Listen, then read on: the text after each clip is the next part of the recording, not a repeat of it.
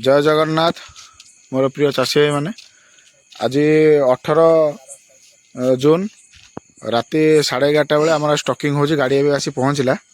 देखिपे आम जो इंधनपुर रे आमर हार्वेस्टिंग होता वीडियो देखी यहाँ हूँ से इंधनपुर बेलगुंठा ब्लॉक।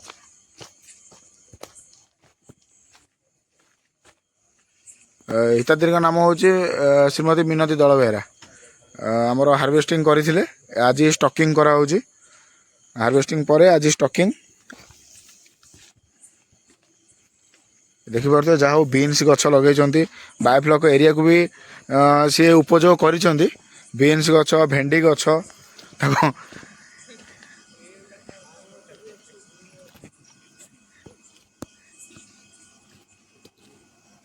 आज ए टैंक रे हमर स्टॉकिंग करा जिवो।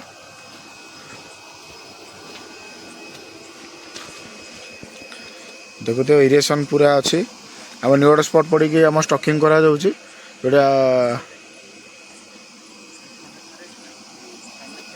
एकदम परफेक्ट। हाँ परफेक्ट बढ़िया अच्छी दादा कैसा है? एकदम परफेक्ट, जैसा आदमी को चाहिए वैसा है। ऐसा है क्या? एकदम ये एक बार हार्वेस्टिंग हुआ है। अच्छा, वो कलकत्ता गया था मछली बेचने के लिए, अभी आज सेकंड बार स्टॉकिंग हो रहा है। एकदम हम खुश हो। कैसा लग रहा है ये अपना जो सेटअप है, कैसा लग रहा है बहुत आपको? अच्छा सेटअप है। हाँ सेटअप बहुत अच्छा है और सबसे बड़ी बात है बहुत क्लीन है, चारों साइड बहुत अच्छा है। क्लीन है ना? हाँ एकदम। यहाँ पे देखो ये फार्मर क्या है, वो भेंडी का हाँ हाँ और बीन्स का वो सब पेड़ लगाया है। नहीं बहुत अच्छा है दादा, आपका जो ये है पूरा सिस्टम बहुत अच्छा है। अच्छा लग रहा है, बहुत अच्छा है। मैं खुश हूँ देखते कि ऐसे ऐसे ऐसे चेम्बर टाइप जो ऐसे जो बनाया आपने। हाँ इसमें मछली हम लेके आए, एकदम परफेक्ट लाइन है और जगह भी बहुत परफेक्ट है। अच्छा, आप कितना बजे निकले वहाँ से? हाँ हम उधर से निकला है 9:30 बजे। 9:30 बजे। अच्छा, रास्ते में कोई दिक्कत हो रहा है क्या? रास्ते में अभी तो कुछ दिक्कत नहीं हो रहा है। मतलब पुलिस वाला कुछ दिक्कत क्या दिक्कत हो रहा है? पुलिस वालों के लिए सबसे बड़ी बात है पुलिस वाला पकड़ रहा है, पैसा ले रहा है। टोल में भी थोड़ा बहुत प्रॉब्लम चल रहा है। अच्छा, यही हालत है अभी ओडिशा का, माने एमती प्रॉब्लम अच्छे ओडिशा रे कि रास्ता रे बालेश्वर पर आम जलेश्वर पर एमती प्रॉब्लम करुँच टोल गेट पर चाहे पुलिस वाला हो कि से टोल रे टे आ प्रति जदि सरकार के ध्यान दियंते ताले चाषी भाई मैंने आउ टे कम रेट रे भी जाँल पाते, जोटा कि आड हो जाऊँगी चाषी भाई उपर एटा बड़ प्रेसर पड़ुची। यहीटा को समस्ते फिल करें एक्चुअली समस्ते फिल करुँच। मु आशा करुँची सबू चाषी भाई मैंने एकठी हूँ एवं आपर किसी पदक्षेप नेले आम चाषी भाई मैंने आहरी कम रेट रे जाँल पाइबे।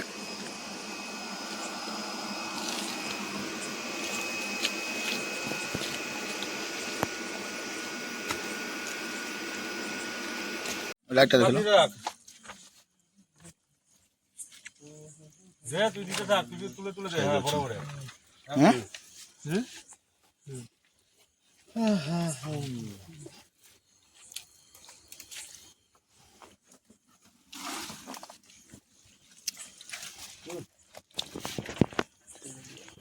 इसमें 7.5 किलो देगा तो पहले 7.5 था, अब 7.5 दे देगा तो हो जाएगा 15 किलो। 7.5 किलो कौन बोले इसमें 10 किलो आ जाएगा। नहीं 10 किलो आ जाएगा दादा, आराम रहेगा।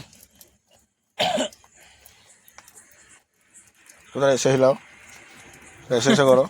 हिलाएगा ऐसे ही पहले हिला देगा तो पानी निकलेगा नहीं। अब देखो ऐसे से करो तो ऊपर नीचे करो।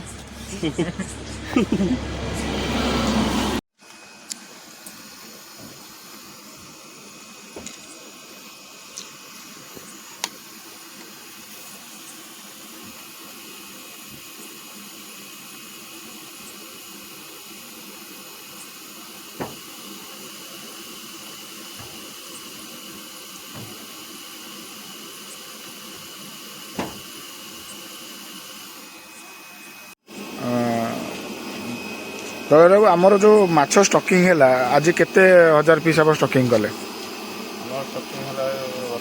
जोर कौन तो 70,000 स्टॉकिंग है। गत थर लास्ट टाइम आप केते स्टॉकिंग करथिले? ଗତ ଥର କେତେ ଷ୍ଟକିଂ ହେଇଥିଲା? ଗତଥର ଷ୍ଟାର୍ଟିଂ ହେଇଥିଲା 40,000। 40,000 ଷ୍ଟକିଂ ହେଇଥିଲା, ଏଥର 70,000 ଷ୍ଟକିଂ ହେଲା। ଏ ଆପଣ ଗୋଟେ ଟ୍ୟାଙ୍କରେ ଏବେ ଷ୍ଟକିଂ କଲେ, ଏ ଟ୍ୟାଙ୍କ କ'ଣ ପାଇଁ ଖାଲି ରଖିଛନ୍ତି? ଯେଉଁ ଟ୍ୟାଙ୍କ ଆମେ ଦେଖୁଛେ ଖାଲି ଅଛି, କ'ଣ ପାଇଁ ଖାଲି ଅଛି? ଆଚ୍ଛା, ଏବେ ଯେଉଁ ଆଜି ଆପଣଙ୍କୁ କହୁଥିଲେ ଯେ ଏଏଫ୍ଓ ଫୋନ୍ କରିଥିଲେ, ଗଭର୍ଣ୍ଣମେଣ୍ଟ ଅଫିସରୁ ଫୋନ୍ ଆସିଥିଲା, ତ ଆପଣ କ'ଣ ଏର୍ଲି ବ୍ରିଡ଼ିଂରେ ଷ୍ଟକିଂ କରିବେ? ହଁ, ଷ୍ଟକିଂ କରିବା ସେଇଟା। ଏଏଫ୍ଓ ଆସିଥିଲେ, ଦେଖା କରିବା ପାଇଁ ଆସିଥିଲେ? ହଁ, ଏବେ ଆସିଥିଲେ। ଆସିଥିଲେ ନା? ଠିକ୍ ଅଛି।